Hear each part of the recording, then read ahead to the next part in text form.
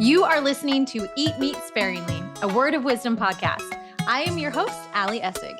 This episode is sponsored by the Holistic Holiday at Sea. I'm so excited because March 1st through the 8th, we are going on the vegan cruise, and you can grab a huge discount by using the code PLANTWISE at checkout. So if you want to go to the Caribbean, I think they're going to Mexico and Honduras. The best part about this vegan cruise is it's like a medical conference, but on a cruise. You get to go and see these beautiful sights. And then on the days that you're at sea, you honestly get to attend a medical conference where people like Dr. Barnard are there and Dr. Greger. And it is probably my most favorite thing in the world. So definitely check out the link below and just see if it's something that you are interested in, because I would love to see you there. This week, we're talking about cheese. Who cut the cheese? Definitely not me, because we don't have it in our house anymore. Anyway, I want to start by just telling you a little story. So when my husband had a stroke that week, actually, we had received some beautiful, delicious tomatoes from our neighbor's garden. I love garden tomatoes. They're so good, right? They're totally different than the store-bought kind. And I made myself a sandwich. And I remember literally, this is like the morning of my husband's stroke. I remember putting cream cheese on the sandwich and putting the tomato on top, salt and pepper, and eating it and thinking that this will make my body feel so good.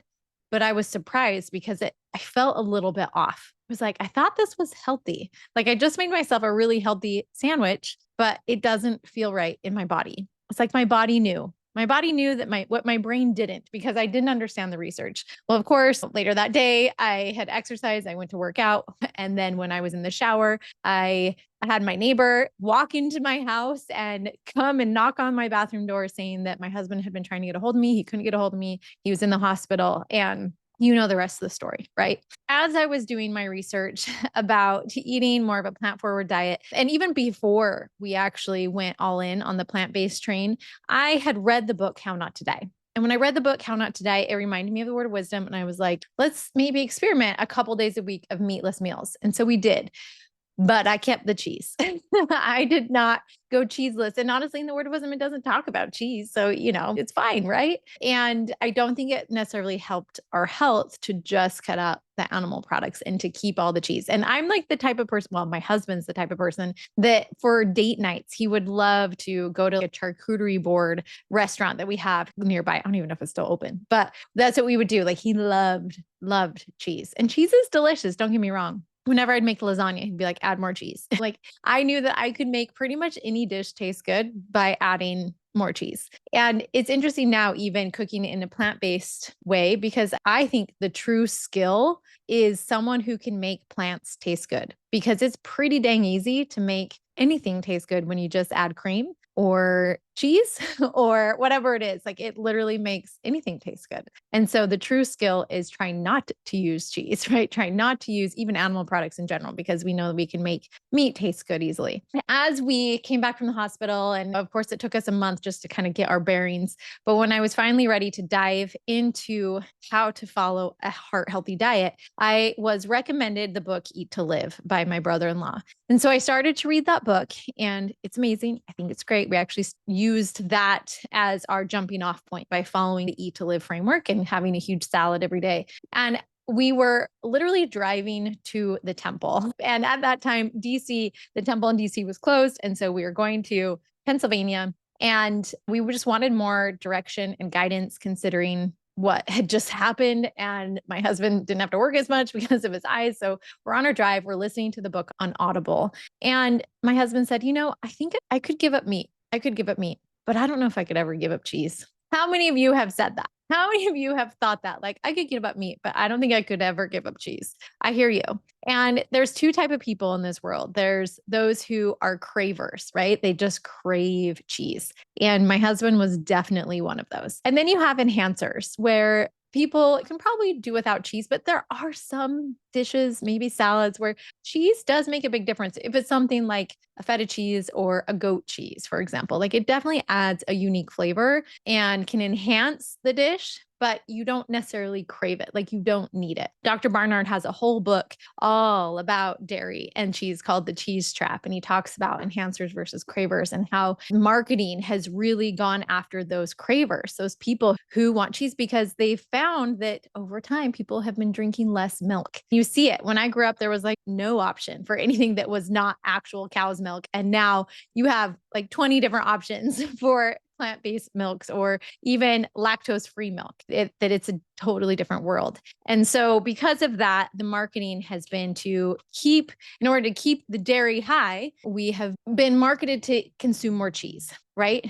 So we're eating more cheese. And for many of us, that's actually increasing our risk of so many different types of diseases. And I'm going to explain why in just a second. I think it's important to understand why is this happening, not only on the marketing standpoint, but how it affects not just diseases, but maybe even your hormones. And a lot of us are so afraid of soy. Like we're like, oh, don't eat soy. It has isoflavones in it. Yet we're not recognizing how eating as much dairy as we're eating is literally wrecking our hormones or can have that potential. So let's talk about it. Let's talk about it. How many of you have thought that I just love cheese? I could never give up cheese. And is all cheese that bad? Is there some types of cheese that are worse or better than the other? And how do you know if a cheese is good or bad for you? So what criteria are we going to use? And I'll describe that in a second. Also, what you can do personally in order to cut back on the cheese, because I really do promise it's kind of crazy now that we have gone cheese free. And it literally, for me, I just went cold turkey. I just stopped buying cheese. We were like a big cheddar cheese family. I stopped buying cheese at the grocery store, but I will still eat it occasionally on pizza. I'll still eat it if someone else serves it to me. If I order a salad and it has like goat cheese or something in it.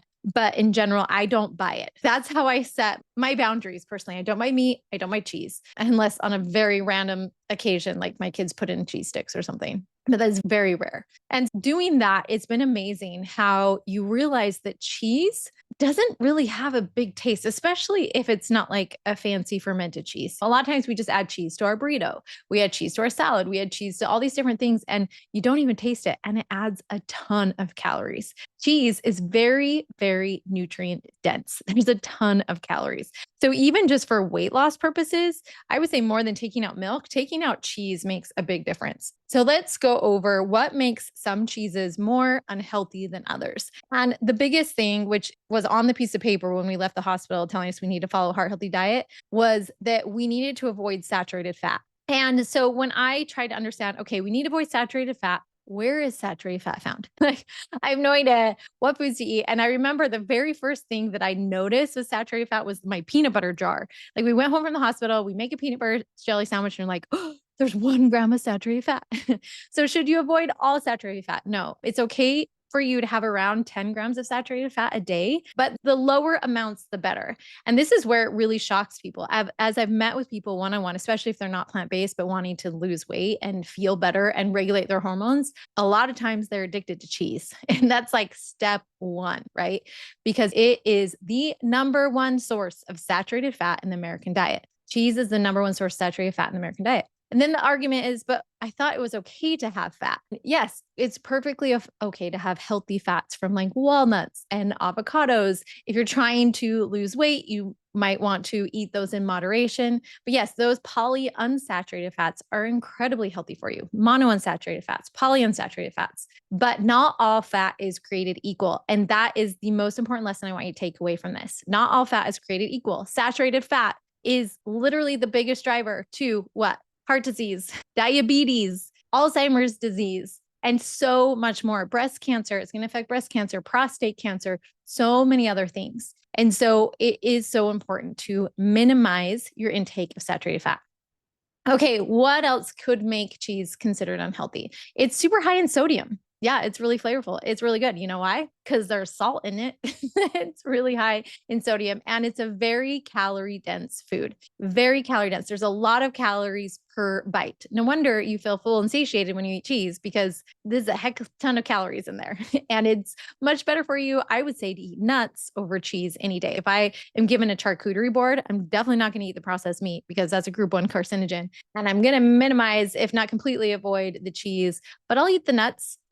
I'll eat those nuts. That's a healthy source of fat. especially in moderation. Okay, so it's also low nutritional benefit. We think that cheese, just because of marketing, just because we live in America and this is what, the current government subsidies are providing for really cheap dairy. We're promoting so much dairy, but truthfully, cheese is low on the nutritional benefits. It's low in protein. It's not a high protein food. It's a high fat food. It's high in fat. And it's actually not even that high in calcium either. So there's not a ton of nutrients, where I would much rather have way more nutrients per bite, talking about another high fat food in like avocados, because then you're not only are you getting the fat to fill you up, if that's what you're looking for, but also you're getting fiber. You're also getting all these nutrients and polyphenols and all these things that are going to help prevent disease instead of promote it. You have to remember too, cheese is a very, very processed food. If you are trying to avoid processed foods, if you think, oh, I want to avoid processed meat, I want to avoid bread, right? Then why are you eating cheese? It's super processed and has a ton of additives to it as well. And so really, really just be aware of what you're eating. Like, despite what people are marketing and thinking that it's a whole food, no, cheese is a very processed food, very processed. And if you are lactose intolerant, it of course has that higher lactose content. So what is the least healthy cheese compared to the more healthy cheese? Because we're using these things as our measuring stick. And I'll talk a little bit more about the other like hormones and other things that may be in cheese, why you want to avoid them. But just taking into consideration the high saturated fat, high sodium, the calorie dense load, the nutritional benefit, all those things. If you are someone who still wants to eat cheese, what type of cheeses should you avoid first? Like, just cut out. And I would say number one, cut out cream cheese. Yes, that food that I put on my bagel the morning of my husband's stroke, where then I put a really yummy fresh garden tomato on top of it. The reason why my belly didn't like it is because it's terrible for you. Avoiding cream cheese. If you're going to cut out some cheeses, cut out cream cheese first. Processed cheeses, definitely.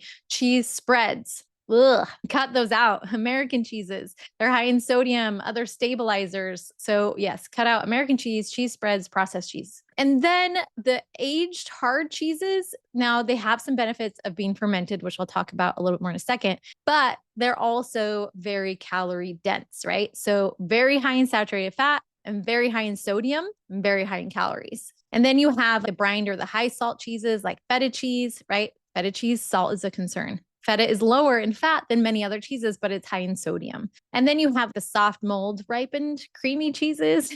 And because of their moisture and fat composition, they can also yield a higher saturated fat content per serving. So think of things like brie, right? What makes one cheese better? So if it's lower in saturated fat, then it's going to be better. What's an example of that? Cottage cheese. If you're going to have one type of cheese, I think cottage cheese is disgusting. So I do not eat it. I've never been a big fan. I don't think it tastes very good. But if you absolutely love your cheese and you want it, at least cottage cheese is higher in protein, lower in fat. You still have to watch the sodium though. So you want to be careful in that. And then again, like some part skim or like the low fat mozzarella. So some of those cheese sticks, but even then we think eating a cheese stick is a great snack. And some of them are lower in fat, which is lower in saturated fat. They're all going to be high in fat regardless, but lower in saturated fat. And yeah, it can be okay. And that's why occasionally if someone feeds my kid a cheese stick, I'm like, it's fine. Although my daughter might throw up because she's lactose intolerant. But other than that, that one I'm not as worried about. But then as you go into other cheeses, you want to use with caution. Even Parmesan cheese, you can put a little bit on it if you feel like it's really going to enhance the flavor, but it packs a lot of sodium and a lot of fat per serving. And so something to keep in mind. So how can you make food without cheese?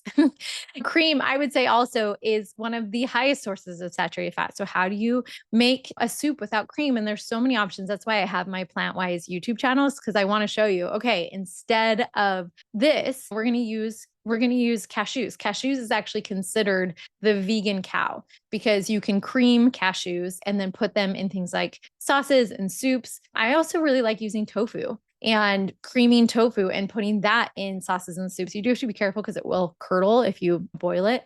But there's so many other things you can do. You don't have to just rely on that. And it's interesting that we don't even think twice about how much dairy we're consuming. Like you may question, oh, soy, should I have soy? But you're not even thinking twice about dairy. And many of us, it's like we have milk with our cereal, or at least this is how I grew up. I had milk with my cereal for breakfast. I definitely had cheese in some way or form for lunch. And if I was eating school lunch, I never had school lunch, but if I had like a sandwich or something like that. But in school lunch, milk is literally required. It is required. It is a required component of the school lunch program. And so every day my kids are exposed to milk or even chocolate milk. Like I asked my son the other day, what are you eating at lunch? He's like, chocolate milk. Oh my gosh, which drives me insane because he already eats way too much candy that I'm comfortable with, just like being exposed in our American society to all these things. And he'll go to the grocery store and get some candy with his friends. But I'm like, man, and on top of that, he's getting chocolate milk at school. Like I can't control everything. I would love to. I can't. And I'm pretty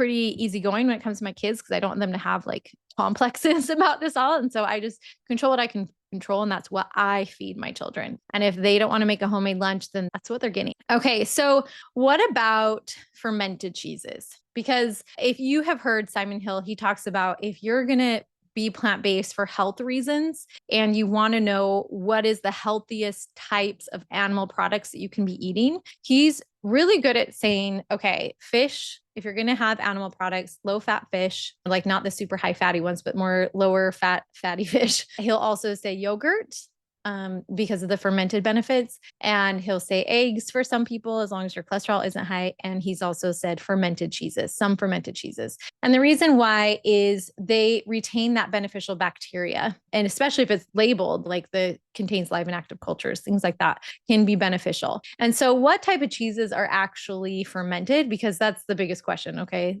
Fermented cheeses, but what cheeses are fermented? So some Swiss, Gouda, provolone, Parmesan, blue cheese, brie, feta, and goat cheese. Keeping in mind though, they're still high in calories and high in sodium and high in saturated fat. So while it does have the benefits of being fermented, which can be helpful, it does have those risks. But these are the cheeses that are not fermented or less fermented. So any processed cheese like American cheese, Velveeta, no. Cream cheese, cut it out.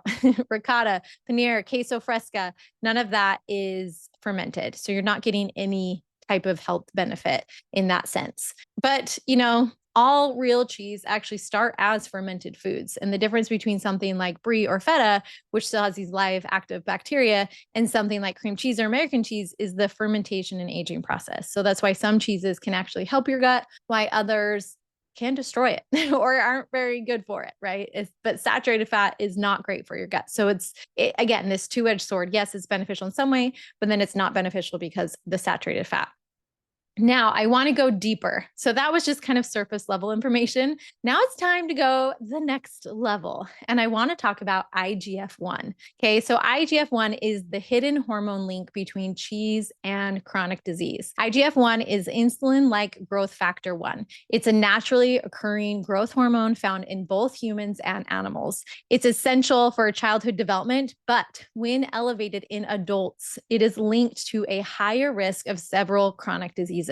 And that is why I don't stress too much if my children have milk or dairy products, because the risk with IGF-1 is really more for adults, but it's something to keep in mind. So what does IGF-1 do? Well, it stimulates cell growth and division. It helps repair tissue and muscle, and it plays a role in your metabolism and even insulin sensitivity. Okay. So all this sounds good. You're like, I need IGF-1. This is good for me. But the problem is until it's overproduced or constantly elevated, like it's fine until that point, right? Once it's overproduced, once it's constantly elevated, then you get risks. So high circulated IGF-1 levels have been linked to, number one, increased risk of certain cancers, especially breast cancer, prostate cancer, and colorectal cancer. Okay. Accelerated aging and decreased longevity and insulin resistance and inflammation. Isn't that funny? If the little bit amount is actually good for insulin sensitivity, but when it's elevated, it increases insulin resistance and inflammation.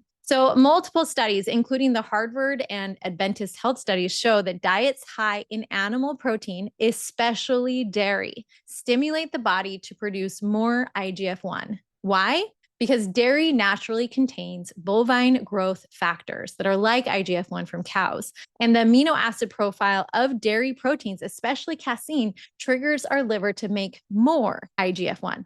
So that means even skim milk and cheese, even though they're lower in fat, they can still raise IGF-1 levels in your body. So this is separate from the saturated fat that we were talking about. This is a totally separate issue. This is all about hormones, and it doesn't matter the fat content. You can still be exposed to it. Again, a little bit is fine. It's when we are overexposed. Now, cheese. Let's talk specifically about cheese. Cheese is the most concentrated form of dairy, and cheese is essentially milk condensed times 10. So it is a concentrate, right? And what it does is it concentrates the saturated fat, the IGF-1, the estrogen and progesterone, and the insulin stimulating amino acids. So while milk has hormones, cheese is their concentrated cousin. Okay, so much more, so much more. And since most cheese is made from pregnant cow's milk, it naturally contains higher levels of estrogen and progesterone because the cows are lactating while pregnant, which is a double hormone hit. And this is why we are experiencing way more cancer than our parents, than our grandparents did. Because back in the day, cows weren't pregnant as often as they are now. It's like they're pregnated and then we're getting the milk. We're overproducing, we're overworking these cows while they're constantly lactating and pregnant. Where in the past, it was like, it wasn't that way. But now we're trying to be as efficient as possible. And there's a side effect to that. So estrogen and hormones in cheese. So again, cheese contains both animal-derived hormones and hormone activating compounds that can affect your human body.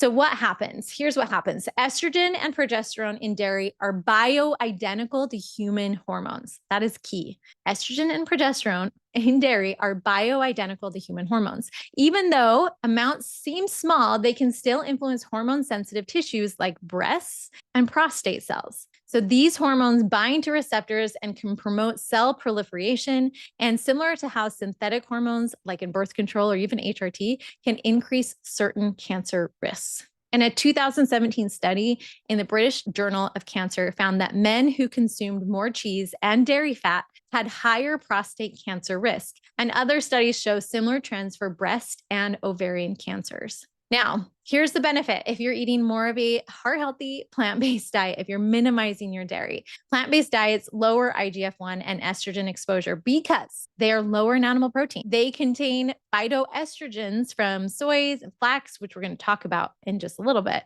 But in general, they block stronger animal estrogens from binding to receptors. And they're rich in fibers. The most important part, fiber, it helps to eliminate excess estrogen through the gut. It acts literally like a scrub brush, right? So you have fiber that you're going to go through your whole system and it's going to just clean things out like your scrub brush scrubbing out a toilet. It will pull out that excess estrogen. So that's why we need to be eating more fiber. And when you're not eating enough fiber, you're not getting that benefit and you're increasing your risk.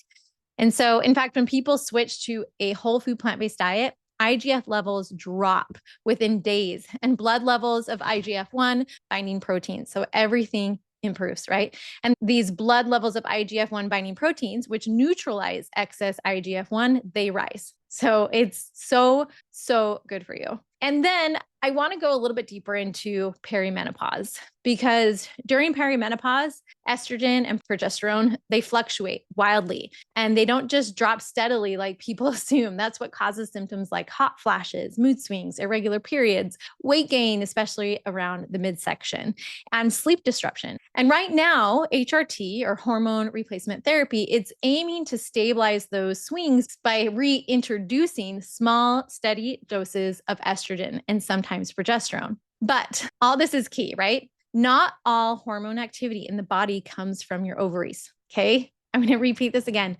Not all hormone activity in your body comes from your ovaries. Your diet and your liver's detox capacity also influence the total hormone balance. And so that is why instead of going straight into HRT, we may want to first look at your plate. Let's look at your plate because cheese adds a hormone load. And when your body's already struggling to balance, it makes it very difficult. As I mentioned earlier, cheese is made from the milk of pregnant cows, so it contains bioidentical estrogen and progesterone. and it contains IGF-1, that growth hormone that stimulates cell activity. Now, those hormones can bind to your body's estrogen receptors, subtly mimicking your own estrogen. That means that eating cheese regularly can add to your total estrogenic load. So even though your body's already swinging between highs and lows during perimenopause, you're making it worse by eating so much cheese. So yes, for many women, cutting out or significantly reducing cheese can help by number one,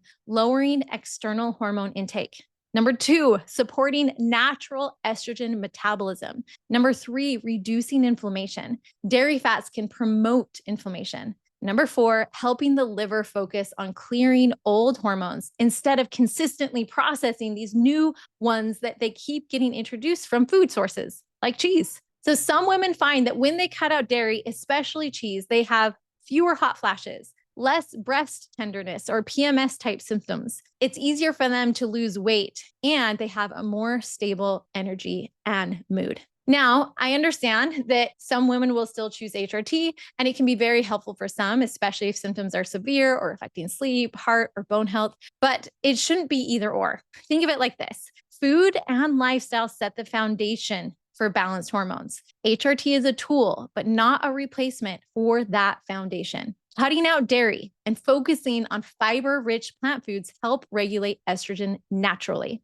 That means for some women, symptoms improve so much that they may not even need HRT, or they can use a lower dose more safely and effectively. Now, the other thing I want to talk about is soy, because people are super afraid of soy, and it's ridiculous. Like, time to stop, guys. This is why, okay? Soy versus dairy, totally different types of estrogen. Dairy, okay? Dairy contains bioidentical estrogens like estradiol, progesterone from pregnant cows, okay? These are the same as human estrogens. Your body recognizes and responds to them exactly the same way. They bind strongly to estrogen receptors and can stimulate cell growth, including in breast and prostate tissue. And that's why higher dairy intake is linked to increased risk of breast, prostate, and ovarian cancers in some studies.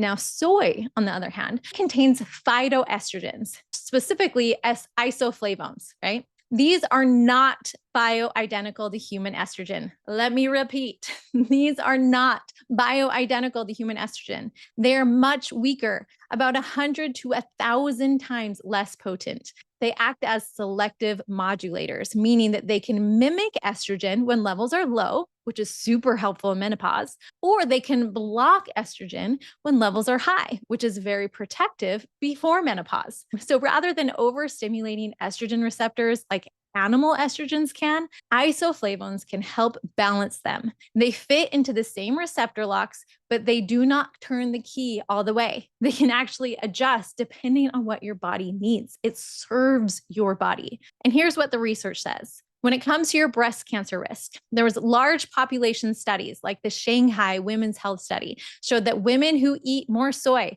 have a lower risk of breast cancer. And those who've had breast cancer have a lower reoccurrence rate and better survival when soy is included. When it comes to IGF-1, soy protein does not raise IGF-1 levels the way that dairy and animal protein do. And that's one of the many reasons why plant-based diets lower IGF-1 so quickly. Soy gives protein without the hormonal side effects. And when it comes to perimenopause and menopause, isoflavones can help with hot flashes, vaginal dryness, and bone density, gently supporting estrogen receptors in a way that doesn't raise cancer risk. Some women even experience HRT-like symptoms and benefits, right? The benefits from HRT from just regularly eating soy, like tofu, tempeh, soy milk, or edamame. It is nothing to be avoided. Today, I even had a sandwich. It's like the easiest thing in the world is to just put tofu on your sandwich instead of processed meats. It's going to help you in so many different ways. And I used to hate tofu. I used to hate the texture of it and the flavor. And so if I can change, I promise you can change too. So here's what's fascinating, right? Not all estrogens are created equal.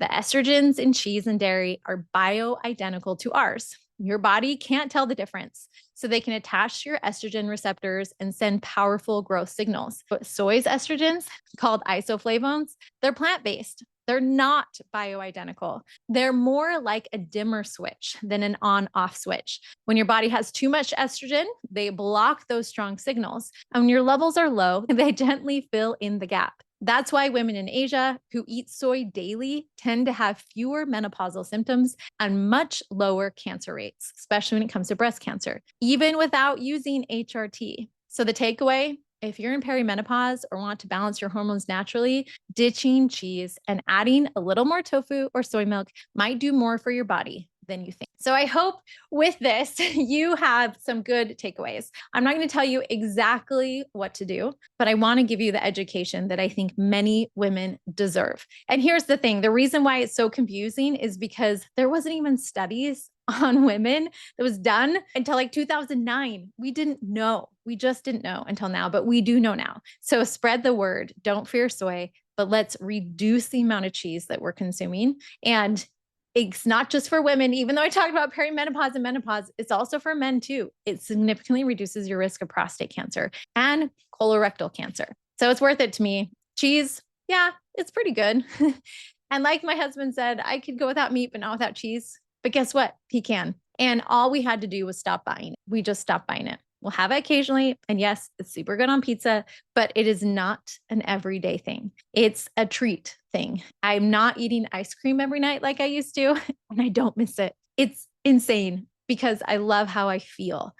Because going back to that very first day, the day that my husband had a stroke and I spread some cream cheese on my bagel, my body didn't like it. It was trying to tell me something. My internal body knew the truth. So listen to your body. And today I had a sandwich again with the same tomatoes that my neighbor dropped off, the same neighbor when he dropped them off 6 years ago. And I used tofu and it was delicious. And guess what? My body felt amazing.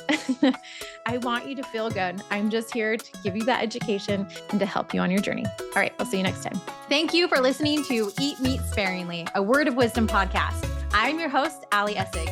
And if you need more help and support with transitioning to eating more plants so you can lose weight and improve your gut health and just reduce your risk of chronic disease, then make sure to check out my Plant Wise membership. That's PLANTWHYS, because I like to teach the why behind eating more plants. But if all you need is just a couple more delicious recipes that feed your family and everyone loves, and not to mention super simple and easy, then make sure to check out my YouTube channel, which is also Plant Wise, PLANTWHYS. Hope to see you there.